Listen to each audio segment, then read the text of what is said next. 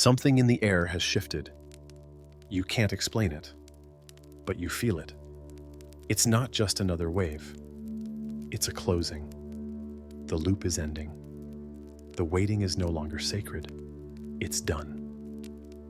Because this isn't separation anymore.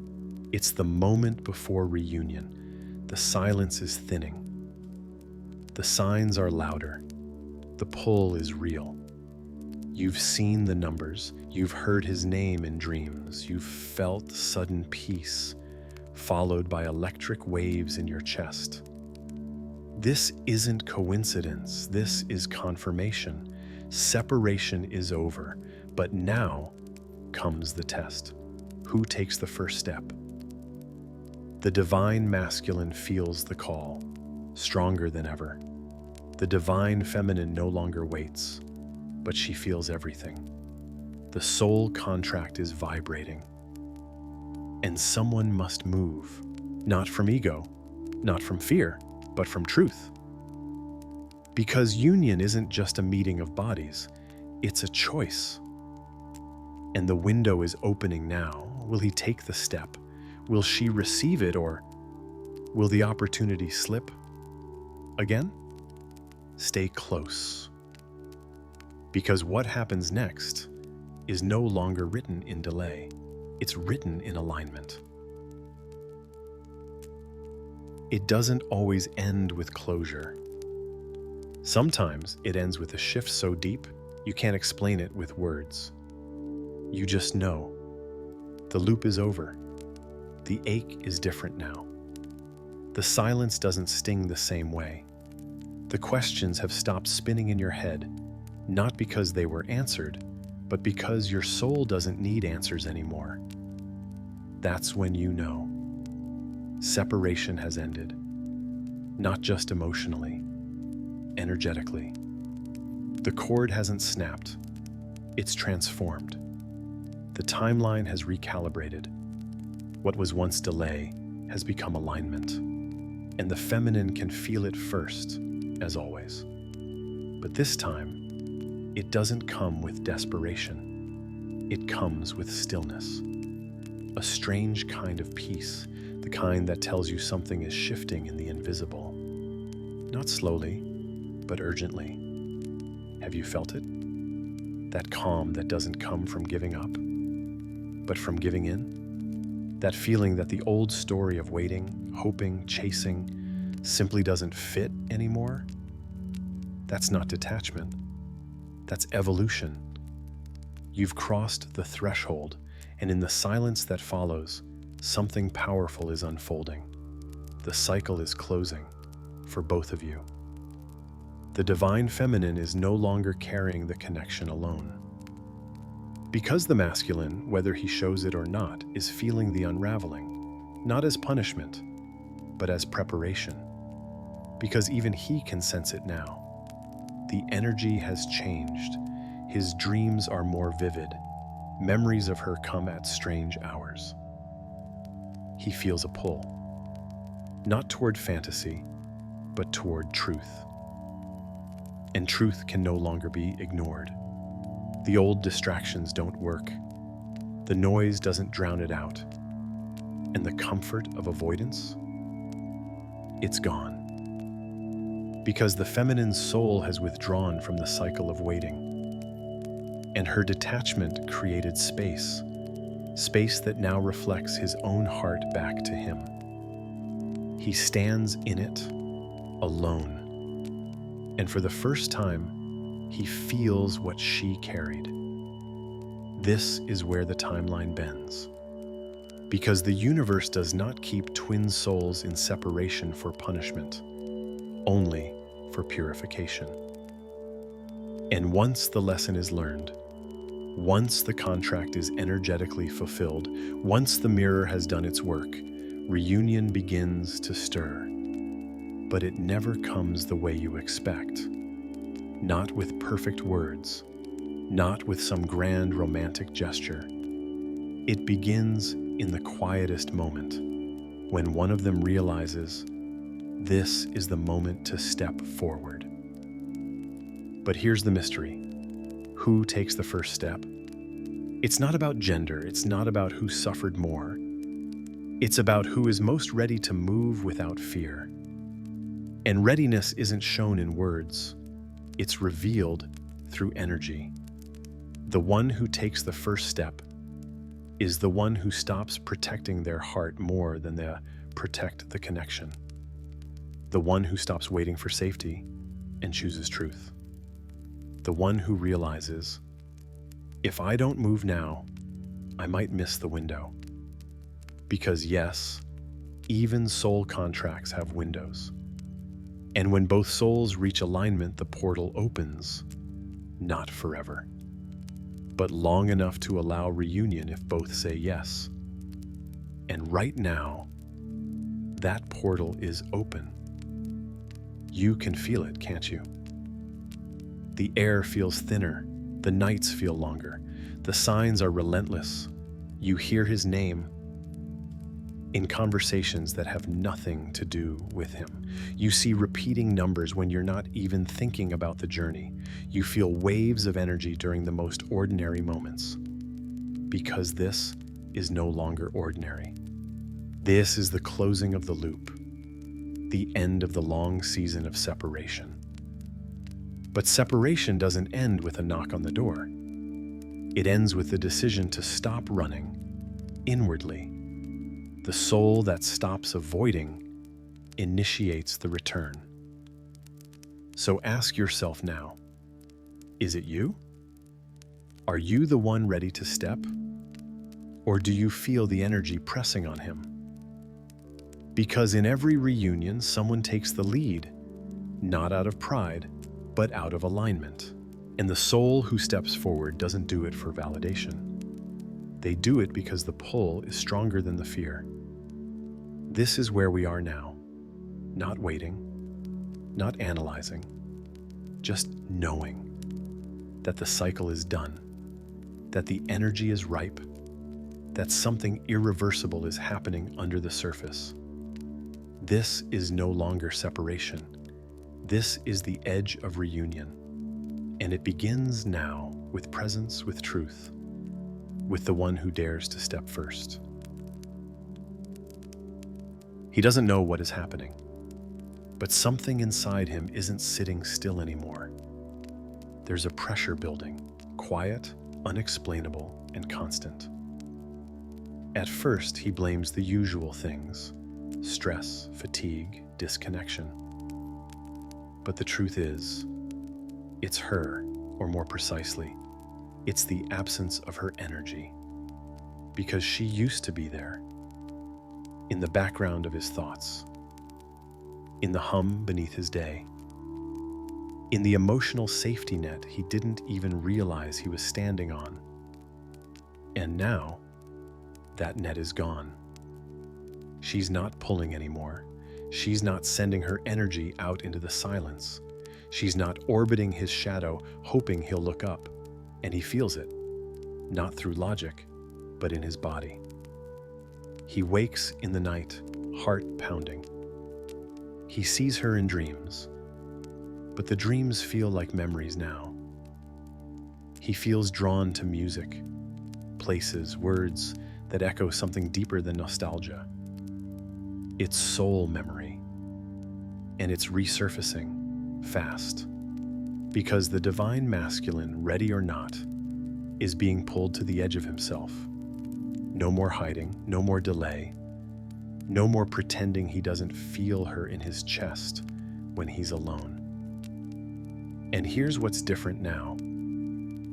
She's not reaching out, and that changes everything. Because for the first time, he can't lean on her energetic presence as a crutch. He must stand on his own knowing. He must feel what she felt all along. The silence, the ache, the unspoken truth rising like a tide. This is the edge, not of love, but of awakening. He feels like something is about to happen. But it's not external, it's internal. His soul is pacing behind the walls of his resistance. It wants to move, to speak, to connect. to return. But the mind fights it. It says, what if she's moved on? What if I'm too late? What if I show up and she doesn't? But beneath the fear, there's something more powerful, a pull. And that pull doesn't care about fear. It cares about truth. It knows that the connection never broke, only paused. It knows that timing was never the issue. Readiness was. And now, the soul is ready, or almost. He stands on the edge. One more delay, and the moment may pass. One more excuse, and the portal might close. So the question presses on his heart. Do I move? And deeper still, am I ready to be seen? Because he knows, if he reaches out now, it's not a breadcrumb, it's a reckoning. If he takes the first step now, it's not casual, it's a statement. And what he fears the most is not her rejection, it's her stillness. Because he senses that she no longer needs his love. She's become it, and that shakes him. Have you felt this edge in him? The energetic restlessness, the way your body picks up his hesitations, his thoughts, his soul echoes, even without contact? That's because he's closer than ever. Not physically, yet, but emotionally, spiritually, energetically. The masculine is circling the choice. He feels the countdown. He senses the weight of not moving. And he knows, on some level, that if he doesn't act now, something will be lost. Not the connection, that can never die, but the window. The opportunity to return to her in a way that honors both timelines, both paths, both truths. So he stares at his phone. He retypes messages. He dreams of saying the words he never could before, but still, he waits because the fear hasn't broken yet. But the pressure is building, and the field around him is screaming, "You're out of time." Not to rush, but to awaken. Because this isn't about proving his love. It's about owning it. So now, the masculine is on the edge of the message, of the breakthrough, of the choice. Will he step? Will he speak? Will he allow himself to be moved, not by guilt, but by alignment? That's the mystery. But one thing is clear. The feminine won't go back into the old cycle. She's not baiting him with energy. She's not holding the thread. And that, ironically, is what makes the thread burn brighter for him. Because he finally feels the difference between love that is given to fill a void and love that is offered from fullness. And now, he's faced with a choice. Stay on the edge or take the step. She doesn't need proof. She doesn't need a text, a sign, or a reading to tell her what's happening. Because she feels it in her body, in her breath, in the quiet spaces between thoughts. There's something in the air, heavier, louder, closer, not chaotic, not anxious, but inevitable. The divine feminine can feel it. The countdown has begun. It's not the same as before. Those moments when she hoped he would return, when she longed for contact, when she sat in meditation trying to pull him closer with energy. This time, it's different. She's not chasing. She's not begging the universe for timelines. She's not waiting for signs, because the sign is her own knowing, and the knowing is clear. He's coming closer, not just physically, energetically. His soul is pressing up against the threshold. She feels it in the sudden surges of energy that rise through her chest, in the tears that come from nowhere and disappear just as quickly, in the dreams that leave her heart pounding, even when the details fade. Have you felt it? The strange urgency that moves through your body like a whisper? The sense that something or someone is reaching out to you without words? The sudden need to rest, to ground, to clear space, not out of exhaustion, but preparation? That's the countdown. Not the countdown to a message, but to an alignment. The field is shifting. The separation energy is dissolving, and the feminine, being the receiver, feels it first. Not in her thoughts, but in her nervous system. That's why she's been more sensitive lately, more emotional, more attuned to things she once ignored, because her vessel is sinking with a timeline that's about to open, and she knows it. She can feel the portal stretching, time bending, the universe whispering, "Be ready." But ready for what exactly? Not a fantasy, not a perfect reunion, not a rescue. Ready for a moment of truth. The moment when one of them steps forward, when something breaks the silence. When a soul decides, "I'm done avoiding what I feel," and in that moment she will feel everything. Because she's already connected to the wave, the energy that's building inside him. She doesn't know what words he'll use. She doesn't know how he'll say it. But she knows it's coming. She knows because her own energy has stopped reaching. She no longer sends love out into the void, hoping he'll catch it.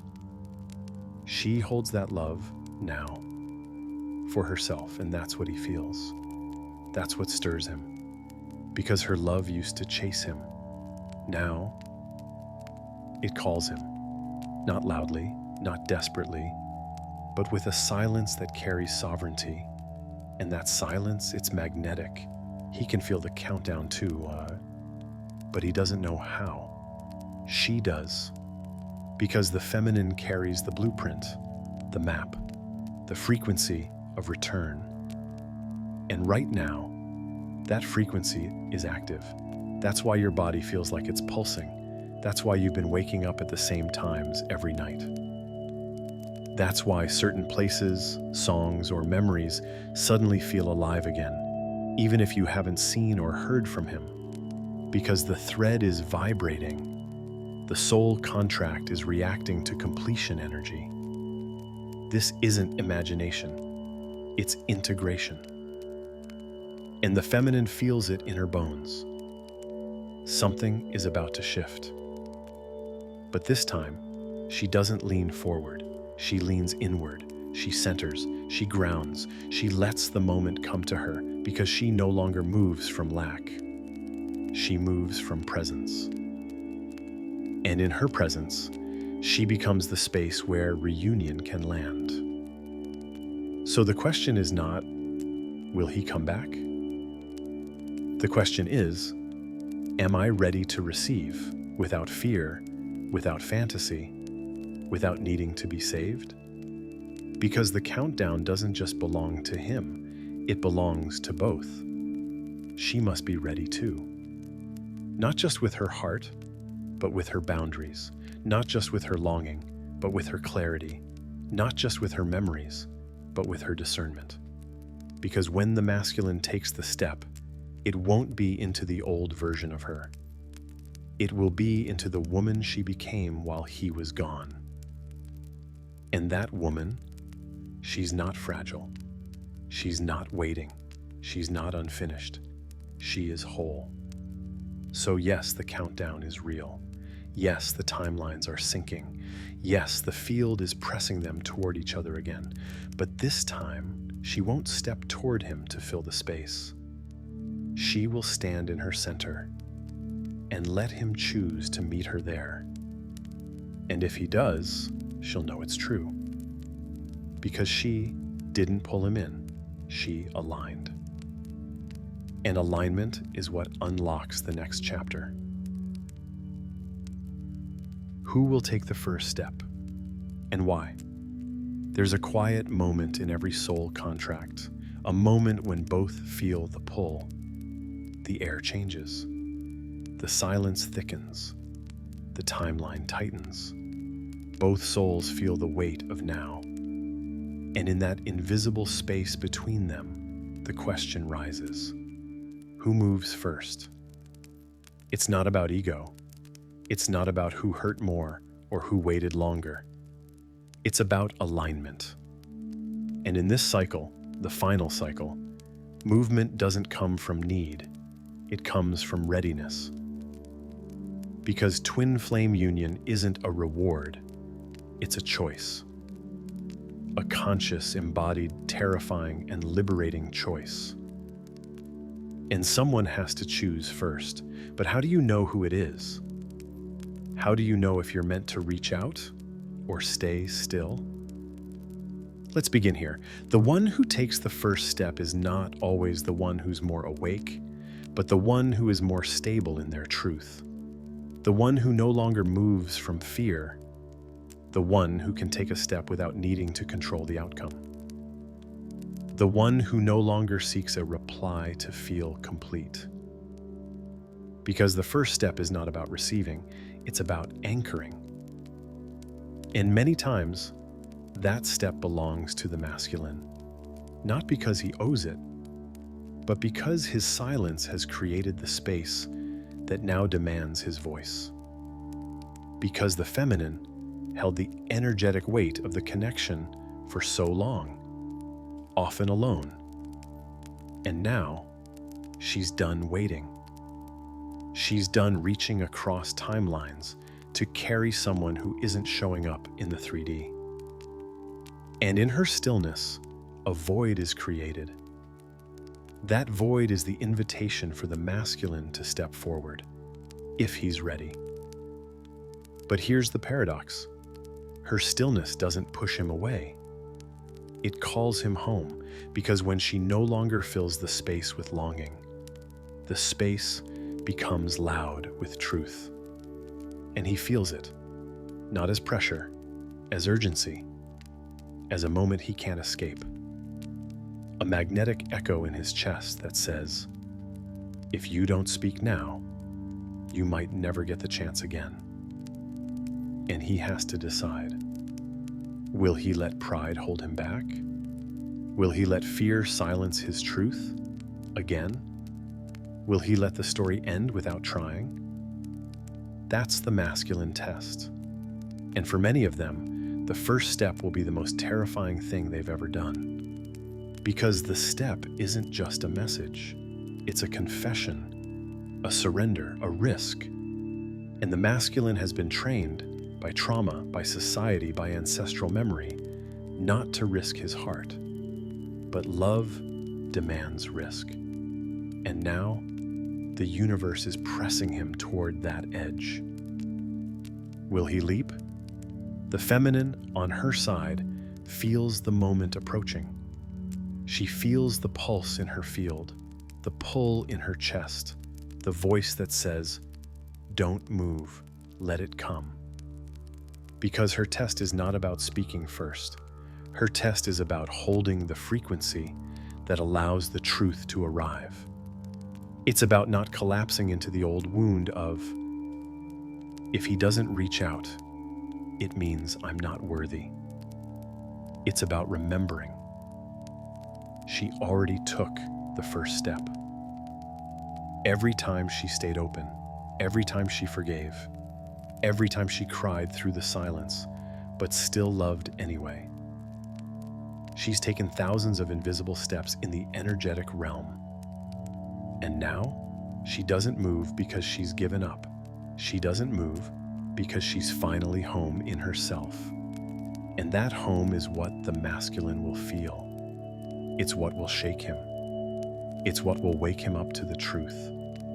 She's no longer waiting. But the door hasn't closed yet.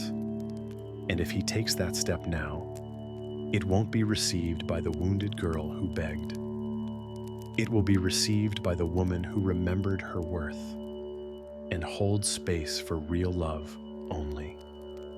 So who takes the first step? The one who is done hiding. the one who is done negotiating with fear, the one who is ready to meet truth, no matter how uncomfortable. And if that's you, you'll know, because the step won't come with trembling. It will come with peace. And if it's him, you'll feel it before it happens. Your body will shift, the air will move, and when the message arrives, you won't be surprised, because something inside you already said, it's time. So if the question is still echoing in your heart, should I reach out or wait, ask this instead. Am I moving from fear or from alignment? Am I seeking reassurance or anchoring truth? Because if it's meant for you, it will not pass you by. But it might require one of you to stop watching and start moving. The countdown has already begun. It doesn't happen all at once. The reactivation of a soul contract begins quietly, not with contact, not with words, but with a vibration that starts to stir inside both souls at the same time. Even if they're miles apart, even if they haven't spoken in months, even if one of them believes they've moved on. The universe doesn't need permission to move, and when it's time, it moves everything. The dreams return first, the emotions intensify, the synchronicities become relentless, not as signs to chase, but as reminders. It's time. The contract is back online. But this isn't like the last time. This isn't the painful loop of longing, confusion, or delay. This is different. The energy feels heavier, but clearer, more urgent, but grounded, less romantic, and more real. Because the souls are no longer children in the fire. They're witnesses of their own evolution. And now, they're being asked, are you ready to fulfill what you agreed to before you were even born? Have you felt it? That pressure in your chest? That sudden acceleration in your thoughts, as if something big is approaching? That silent knowing that something old is becoming new again, without forcing? This is the signature of a reactivated contract. It feels like a countdown, but not one you control. You feel your body change. Your nervous system shifts. Your intuition goes from whisper to command. And deep down, a voice says, prepare. But prepare for what? Not necessarily for a message, not necessarily for a reunion, but for an energetic alignment that pulls you into your highest version. Because only from there can the contract unfold as it was meant to. Because before union can manifest, both must remember why they were drawn together in the first place. Not for romance, but for mission, for healing, for anchoring a frequency of love this world forgot. And when the contract reactivates, that remembrance floods the body. That's why the feminine suddenly craves solitude. That's why her sleep patterns change. That's why she feels both emotional and detached in the same day. Because her soul is adjusting to the frequency of what's next. And what's next is sacred. But here's the part many miss. The reactivation of a soul contract doesn't always feel good at first. It often comes with discomfort. Why? Because your body must recalibrate. Your beliefs must be cleared. Your illusions must dissolve quickly. It's not a gentle process. It's a realignment. And that's why things begin to shake just before they settle. Suddenly you question everything you thought you knew about the connection. Suddenly, you no longer chase, but your heart still opens. Suddenly, you release the pain, but still feel him more deeply than ever. Because this is what the reactivation does. It dissolves what was distorted and reawakens what was always divine. And in this space, both souls begin to move differently. He begins to feel her absence, not as distance, but as contrast. He senses the gap between who he is and who he's becoming. And she begins to feel her own field expanding. She no longer needs him to return. And that, paradoxically, becomes the signal that the time is near. Because soul contracts don't reactivate when you're begging. They reactivate when you're aligned, when you're no longer chasing a person, but becoming a frequency. And right now, that's what's happening. The timelines are syncing, the paths are bending, the veil is lifting. You're remembering, and so is he. Maybe he's not fully conscious of it. Maybe he thinks he's just off lately. Maybe he feels overwhelmed, distracted, emotionally stirred, without understanding why. But his soul knows. And the closer you come to anchoring your own truth, the more that truth calls him forward. Because the contract between you wasn't based on personality. It was based on light, on what you came here to hold together. And the mission doesn't begin when you reunite. It begins the moment both stop running from who they are. So if you feel like something's waking up, if you feel like you've entered a new phase of the connection, if your body knows before your mind can explain, you're not imagining it. The contract is active. And with it comes a choice. Will you rise into the version of you that can hold this next chapter? Will you release the past without needing to revisit it? Will you trust what you feel, even before it makes sense? Because reactivation isn't about repeating what was. It's about reclaiming what is, and when both souls say yes, not with words, but with alignment, union becomes inevitable. Not because you forced it, but because you finally became the version of yourself that it was always written for. Everyone waits for the message. The moment the phone lights up, the name they stopped saying out loud suddenly reappears. The words that were never spoken finally arriving, like a delayed miracle. But true union, it doesn't begin with a message. It begins with energy. And the souls who make it to this threshold, this moment where separation ends, know. Words might start the conversation, but energy starts the reunion. Because before the body moves, the field shifts. Before the apology comes, the awareness rises. Before the reunion manifests, the alignment vibrates between the two. You've felt it already, haven't you? The way you suddenly wake up lighter, the way you feel his presence again, but not with pain this time. The way you know something is different, even if nothing's been said. This is what happens when two souls cross the invisible bridge. Before any text is sent, before any voice is heard, there is recognition in the silence. And in that recognition, the whole field rearranges. This is why you've been feeling emotional, even when your mind is calm. This is why your heart flutters without reason. Why your body buzzes during the night. Why you've been pulled to revisit your own light, not his shadow. Because your soul knows. Union starts inside you. It doesn't come from forcing. It doesn't come from overthinking.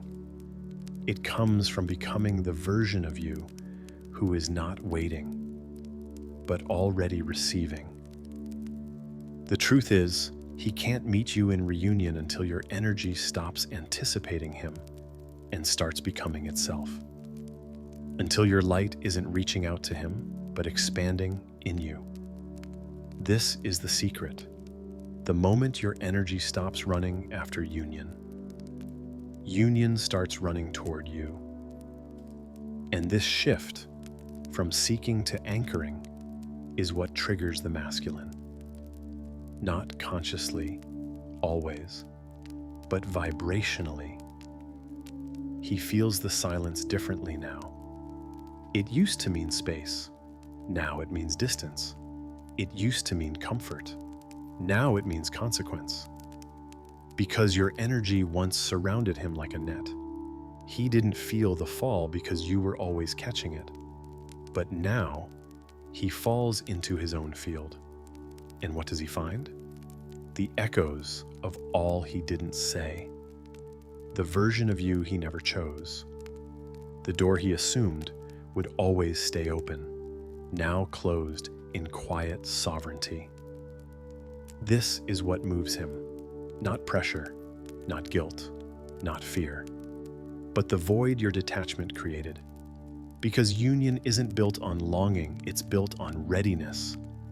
And you are ready now, not because you're perfect, not because you've healed every wound, but because your energy is no longer trying to be loved, it's already love. So whether he returns tomorrow, in a year, or never, you've already touched union within. And that inner union is what either calls him forward or shows you someone else will meet you there. But either way, you're not waiting anymore. You're holding your field, holding your voice, holding your worth. And the soul that's meant for you, whether it wears his face or not, will feel it. Not through a post, not through a memory, through energy. Because the reunion of twin flames doesn't begin when two mouths speak. It begins when two frequencies match. So ask yourself now, does your energy reflect the relationship you desire? Or does it still echo the fear of not receiving? Does your field feel full, or is it still waiting to be filled? Because the feminine who is truly ready, she doesn't send energy anymore. She becomes the field that receives. And the masculine, he doesn't need to be chased. He needs to feel your absence not as punishment, but as invitation. And if his soul is ready, truly ready, he will move. Not because he has to, because he can't not. Because your energy is no longer a question mark, it's a compass. So let the message come if it will. Let the reunion unfold if it's time. But know this, it was never about the words. It was about your frequency.